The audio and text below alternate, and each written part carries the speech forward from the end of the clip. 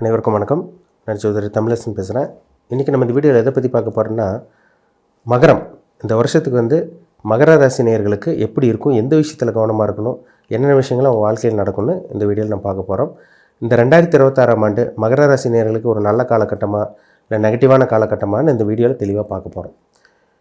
ஏன்னா மகர ராசிக்காரங்க பார்த்திங்கன்னா இப்போ தான் 7.5 சனி கம்ப்ளீட் பண்ணியிருக்கீங்க. 7.5 வருஷம் படாத பாடு, உங்களுக்கு நடக்கக்கூடாத விஷயங்கள்லாம் நடந்தது, நிறைய கெட்ட விஷயங்கள் தான். இந்த 7.5-8 வருஷமாக மகர ராசிக்காரங்களை சனி போட்டு உங்களை புழிஞ்சு எடுத்துருப்பாருங்க. ஏகப்பட்ட பணப்பிரச்சனை, பொருளாதார பிரச்சனை, குடும்ப பிரச்சனை, ஒரு சில பேருக்கு வேலையில் பிரச்சனை, ஒரு சில பேருக்கு நல்ல வருமானம் இருந்தால் கூட வீட்டில் நிம்மதி இருந்திருக்காது. ஒரு சில பேர்த்துக்கு பார்த்திங்கன்னா நல்ல குடும்பம் அமைஞ்சிருந்தாலும் அவங்களுக்கு போதிய அளவுக்கு வருமானம் இருந்திருக்காது. இந்த மாதிரி மனுஷனுக்கு ஏதோ ஒரு பிரச்சனை உங்களுக்கு இருந்திருக்கும். அப்பா அம்மா உங்களுக்கு பிரச்சனை கொடுத்துருப்பாங்க. ஒரு சில பேர் உங்கள் குழந்தைங்கனால உங்களுக்கு பிரச்சனையாக இருந்திருக்கும். லவ் பண்ணி ஏமாந்துருப்பீங்க. ஒரு சில பேர் உயிரிழப்பெல்லாம் ஒரு சில பேர்த்துக்கெல்லாம் நடந்தது. இந்த மாதிரி விஷயங்கள்லாம் நிறைய மகர ராசிக்காரங்க உங்கள் வாழ்க்கையில் பார்த்தீங்க. இந்த வருஷமாச்சு உங்களுக்கு எப்படி இருக்குன்னு நம்ம பார்க்க போகிறோம், சரிங்களா? ஏன்னா 7.5 சனியில் உங்களுக்கு கம்ப்ளீட்டாக உங்களை விட்டு விலகிருச்சு. விரைய சனி முடிச்சு, ஜென்ம சனி முடிச்சு, பாத சனி எல்லாம் முடிச்சிட்டிங்க.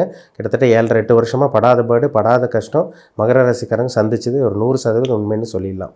ஒரு சில பேர் தான் அங்கே தப்பிச்சிருக்காங்க. அதாவது ஒரு 100 பேர்த்தில் பார்த்திங்கன்னா ஒரு 2லேருந்து ஒரு 5 பேர் தான் எஸ்கேப் ஆகியிருக்காங்க. அதுக்கு காரணம் அவங்க ஜாதகத்தில் நடக்கக்கூடிய தசாபுத்தி, யோகமான தசாபுத்தி, அவங்களுக்கு சாதகமான தசாபுத்தி நடந்தனால தான் அவங்க ஒரு சில பேர், அதாவது 2லேருந்து ஒரு 5 பேர் தப்பிச்சிருப்பாங்க.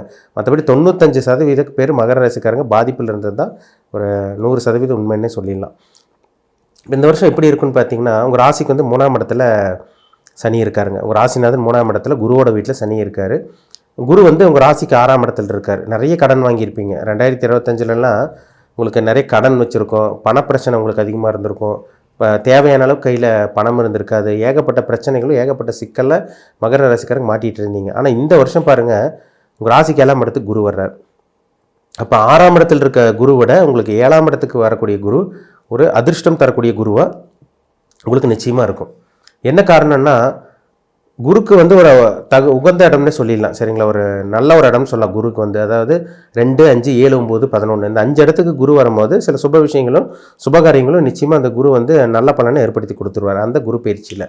இப்போ உங்களுக்கு சனியே 3ஆம் இடத்துல தான் இருக்கார். 3ஆம் இடத்துல சனி முயற்சி ஸ்தானத்தில், தைரிய வீரி ஸ்தானத்தில் இருக்கிறனால விடாமல் முயற்சி பண்ணுவீங்க. மகர ராசிக்காரங்களே துடிப்பானவர்களாக இருப்பீங்க.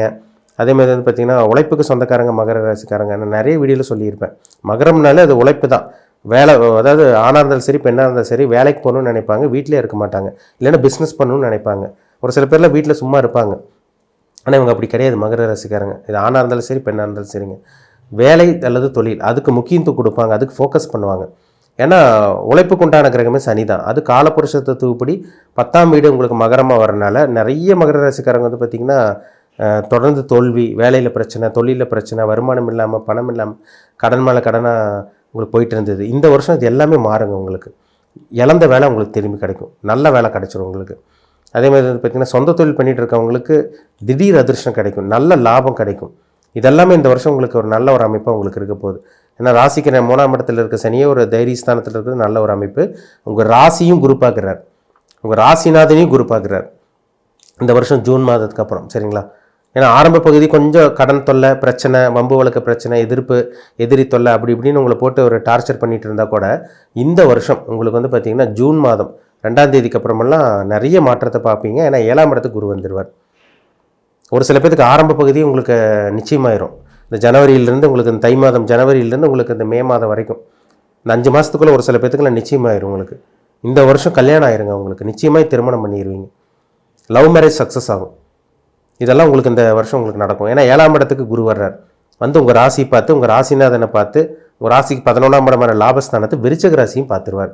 அப்போ கொட்டி கொடுக்கக்கூடிய குரு, அதிர்ஷ்டம் தரக்கூடிய குரு, ஒரு நல்ல ஒரு குரு பயிற்சியாக இந்த வருடம் உங்களுக்கு ஜூன் மாதத்திலிருந்து உங்களுக்கு கண்டிப்பாக இருக்கும். அதனால் கவலைப்பட வேண்டாம். 7ஆம் இடத்துக்கு வரக்கூடிய குரு வந்த உடனே உங்களுக்கு கல்யாணம் பண்ணி வச்சிருவார். திருமணம் ஆகாமல் இருக்கவங்களுக்கு இந்த வருடம் திருமணம் நடந்துடும். புத்திர பாக்கியம் கிடச்சிடும், குழந்தை பாக்கியம் கிடச்சிடும். கூட்டு தொழிலில் நல்ல ஒரு முன்னேற்றம் இருக்கும். ஒரு சில பேரில் பார்ட்னருக்கு உங்களுக்கு செட் ஆகாமல் பிரிஞ்சிருப்பீங்க. நிறைய நண்பர்கள் உங்களுக்கு முதுகில் குத்தியிருப்பாங்க. கூட பழகினவனே 10 வருஷம் இல்லை 20 வருஷம் பழகினவனே உங்களை முதுகில் குத்திட்டு போயிருப்பாங்க. காசு பணம் உதவி கேட்டாலே உங்களை விட்டு விலைக்கு போனவங்க தான் ஜாஸ்தி. ஆனால் இந்த வருஷம் பாருங்கள், உங்களுக்கு 7ஆம் இடத்துக்கு குரு வரனால இழந்த நண்பர்கள் அது ஒரு பக்கம் இருந்தால் கூட உங்களுக்கு நல்ல நண்பர்களும் நல்ல அறிமுகங்களும் இந்த வருஷம் உங்களுக்கு கிடைக்கும். ஏன்னா 7ஆம் இடங்கிறது நண்பர், பார்ட்னர் குறிக்கிறது எல்லாமே 7ஆம் இடம் தான். நண்பரை குறிக்கிற இடம் 7ஆம் இடம் தான். அப்போ இதெல்லாம் உங்களுக்கு நல்லபடியாக உங்களுக்கு ஏற்படுத்தி தரும். நல்ல நண்பர்கள் அமைவாங்க, நல்ல உங்களுக்கு வாழ்க்கை துணை அமையும், அதேமாதிரி நல்ல பார்ட்னர் உங்களுக்கு அமைவாங்கன்னு சொல்லிடலாம் பிஸ்னஸ்லலாம். சரிங்களா? அதனால் கவலைப்படாதீங்க. மகர ராசி நேயர்களுக்கு இந்த வருடம் ஒரு அற்புதமான ஒரு வருடம் சொல்லலாம். ஜாக்பாட் அடிக்கக்கூடிய வருடமாக உங்களுக்கு அமையும். ஏன்னா 11ஆம் இடத்தை குரு பார்க்குறார். 11ஆம் இடத்தை குரு பார்த்துட்டாலே லாபத்தை கொட்டி கொடுக்குங்க. உங்கள் ராசிக்கு அவர் தான் 3ஆம் அதிபதி, முயற்சி ஸ்தானாதிபதி 7ஆம் இடத்துலேருந்து 11ஆம் இடத்தை பார்க்குறாரு. இதெல்லாமே உங்களுக்கு சாதகமான அமைப்பு. பணமே இல்லைன்னு சொல்லிட்டு இருக்கவங்களுக்கு பணம், உங்களுக்கு வருமானம் ஜாஸ்தியாக இருக்கும், உங்களுக்கு சேலரி இன்க்ரிமெண்ட் இருக்கும், ஒரு சில பேருக்கு ப்ரொமோஷன் கிடைக்கக்கூடிய அந்த வாய்ப்பு உருவாகும், சொந்த தொழிலில் அப்படியே படிப்படியாக முன்னேறக்கூடிய அந்த வாய்ப்பு நிச்சயமாக உங்களுக்கு உருவாகும். சரிங்களா? அதனால் கவலையப்படாதீங்க. உங்கள் மேலே ஒரு வெளிச்சம் போடும். சரிங்களா? ஒரு பிரகாசமான ஒரு வெளிச்சம், ஒரு நல்ல ஒரு வெளிச்சம்னே சொல்லிடலாம். ஆனால் குரு பார்வை கோடி நன்மை. குரு ஒரு இடத்த பார்த்துட்டா ஒரு பிரம்மாண்டமான ஒரு வெளிச்சத்தை கொடுத்துரும். நல்ல ஒரு வெளிச்சமாக உங்களுக்கு இருக்கும். ஏன்னா இத்தனை நாள் இருட்டுக்குள்ளே இருந்தீங்க, கண்ணை கட்டி காட்டிலோட்ட மாதிரி மகர ராசிக்காரன் குழப்பிட்டு இருந்தீங்க, குழப்பத்தில் இருந்தீங்க. இந்த வருஷம் உங்கள் ராசி குரு பார்க்கறதுனால, ஒரு நல்ல ஒரு கிரகம் உங்கள் ராசியை பார்க்கறதுனால நிச்சயமாக இந்த வருஷம் மன தெளிவு கிடைக்கும். உடம்புல இருந்த ஆரோக்கிய பிரச்சனை, அதாவது உடல் ஆரோக்கிய பிரச்சனை உங்களுக்கு விலகி நல்ல ஆரோக்கியத்தில் நல்ல ஒரு முன்னேற்றம் இருக்கும். அதாவது குழப்பத்தில் இருந்த மகர ராசிக்காரங்க ஒரு தெளிவுக்கு வர போகிறாங்க இந்த வருடம். அதில் மாற்றமே கிடையாது. முயற்சி எல்லாமே உங்களுக்கு சக்ஸஸ் ஆகும். ஏதோ முயற்சி பண்ணிங்கனால அந்த முயற்சியில் வந்து நிச்சயமாக நீங்கள் சக்ஸஸ் பார்த்துருவீங்க. கண்டிப்பாக வெற்றி தான். ஏன்னா 3ஆம் இடத்தையும் குரு பார்த்துடுறாரு, 11ஆம் இடத்தையும் பார்க்குறாரு. இதெல்லாம் சாதகமான அமைப்பு தாங்க. 2ஆம் இடத்துல இருக்க ராகு உங்களுக்கு 8ஆம் இடத்துல இருக்க கேது அப்படி ஒன்றும் பெரிய பாதிப்பெல்லாம் கொடுத்துறாது.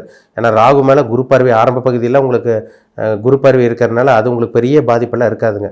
சரிங்கனால கவலைப்படாதீங்க. ஆரம்ப பகுதி கொஞ்சம் சுமாராக போனால் கூட இந்த ஜனவரி, பிப்ரவரி, மார்ச், ஏப்ரல், மே ஒரு 5 மாதம் கொஞ்சம் சுமாராக போனால் கூட உங்களுக்கு ஜூன் மாதத்துலேருந்து பாருங்கள் ஒரு விடிவு காலம் கிடைக்கும். உங்களுக்கே ஒரு சில அறிகுறிகளாக காமிக்கும். நல்ல விஷயங்கள் நடக்கிறது நீங்களே கண் கூட பார்க்க முடியும். என்ன காரணம்னா குரு உங்கள் ராசி பார்க்குறாரு. இதெல்லாமே ஒரு சிறப்பான ஒரு யோகமான ஒரு அமைப்புன்னு சொல்லிடலாங்க. அதனால் கவலைப்படாதீங்க. மகர ராசிக்காரங்களுக்கு ஒரு அற்புதமான ஒரு தரமான ஒரு உன்னதமான ஒரு யோகமான அதிர்ஷ்டம் நிறைந்த வருடமாக இந்த 2026ஆம் ஆண்டு கண்டிப்பாக அமையும். நீங்கள் திருவோண நட்சத்திரமாக இருக்கலாம், உத்திராட நட்சத்திரமாக இருக்கலாம், அவிட்ட நட்சத்திரமாக இருக்கலாம். எல்லா மகர ராசிக்காரங்களும் அவங்கவுங்க வயதுக்கு தகுந்த மாதிரி நிச்சயமாக நீங்கள் நல்லா இருக்க போகிறீங்க. இல்லை மாற்றமே கிடையாது. உங்கள் பிறப்பு ஜாதி பார்த்துக்குங்க. என்ன தசாபுத்தி போகுது, உங்களுக்கு என்ன பிளானட்டோட இம்பாக்டில் இருக்கீங்க, இப்போ உங்களுக்கு சாதகமான காலகட்டமாக பாதகமான காலகட்டமாக. ஏன்னா கோச்சாரங்கிறது நம்ம பொதுவாக பார்க்குறோம். அதாவது வந்து பார்த்திங்கன்னா 2 வீலர் மாதிரி, அதாவது 2 2 வீலர்னால் 2 சக்கரம் இருக்கும். ஒரு சக்கரம் தான் உங்களுக்கு கோச்சாரம். சரிங்களா? இன்னொரு சக்கரம் வந்து ஜாதகத்தில் நடக்கக்கூடிய தசாபுத்தி. இது ரெண்டும் மேட்ச் பண்ணாதாங்க நம்ம துல்லியமாக சொல்ல முடியும்.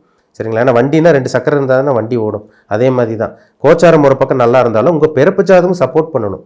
அது அவங்கவுங்க வயதுக்கு தகுந்த மாதிரி என்ன நட்சத்திரத்தில் பிறந்திருக்கீங்க, என்ன நட்சத்திர பாதத்தில் பிறந்திருக்கீங்க, இப்போ என்ன தசாபுத்தி போகுது, அது லக்ன சுபரோட தசாபுத்தியா, லக்ன பாவகிகளோட தசாபுத்தியா, உங்களுக்கு நல்ல காலமாக இல்லை கெட்ட காலமாக, இல்லை எந்த காலம் வரைக்கும் நீங்கள் நல்லா இருப்பீங்க, இல்லை எந்த காலத்தில் வரைக்கும் உங்களுக்கு கஷ்டத்தை அனுபவிச்சு எப்போ உங்களுக்கு நல்ல காலம் உங்களுக்கு ஆரம்பிக்கும், எல்லாமே அவங்கவுங்க பிறப்பு ஜாதகத்தை பார்த்தா தான் நம்ம சொல்ல முடியும். சரிங்களா? ஏன்னா ஒரு சில பேருக்கு 6-8 தசாபுத்தி நடக்கும் மகர ராசிக்காரங்களுக்கு. அவங்களுக்கு தான் படாத பாடு படுற மாதிரி வரும். ஏன்னா ஒரு சில பேருக்கு ராகு திசை நடக்கலாம், ஒரு சில பேருக்கு குரு திசை நடக்கும், ஒரு சில பேருக்கு சனி திசை போயிட்டு இருக்கும் மகர ராசிக்காரங்க அவங்கவுங்க வயதுக்கு தகுந்த மாதிரி. சரிங்களா? அப்போ அந்த ஜாதகத்தில் இந்த கிரகங்கள் உங்களுக்கு பாசிட்டிவாக நெகட்டிவாக, நல்ல இடத்துல இருந்தால் உங்களுக்கு நல்லது பண்ணும், கெட்ட இடத்துல இருந்தால் கண்டிப்பாக கெடுதலான விஷயம் தாங்க உங்களுக்கு நடக்கும். சரிங்களா? அதனால் உங்கள் பிறப்பு ஜாதகத்தை பார்த்து எப்படி இருக்குது, இனிமேல் என்ன பண்ணலாம் என்ன பண்ணக்கூடாதுன்னு உங்கள் தனிப்பட்ட ஜாதகத்தை பார்த்து தெளிவாக தெரிஞ்சுங்க. அது உங்களுக்கு ஒரு பாசிட்டிவாக இருக்கும். அதாவது என்ன பண்ணலாம் என்ன பண்ணக்கூடாது தெரிஞ்சிட்டிங்கனாலே மைண்டு ஃபோக்கஸ் பண்ணி நீங்கள் போயிட்டே இருக்கலாம். நல்லது கெட்டது தெரிஞ்சிட்டிங்கனாலே ஆட்டோமேட்டிக்காக உங்கள் வாழ்க்கையை நிச்சயமாக உங்கள் மனசுக்கு பிடிச்ச மாதிரி உங்களை அமைச்சிக்க முடியும். சரிங்களா? அதனால் உங்கள் பிறப்பு ஜாதகத்தை பாருங்கள் எப்படி போயிட்டுருக்குன்னு தெளிவாக பார்த்து தெரிஞ்சுக்குங்க.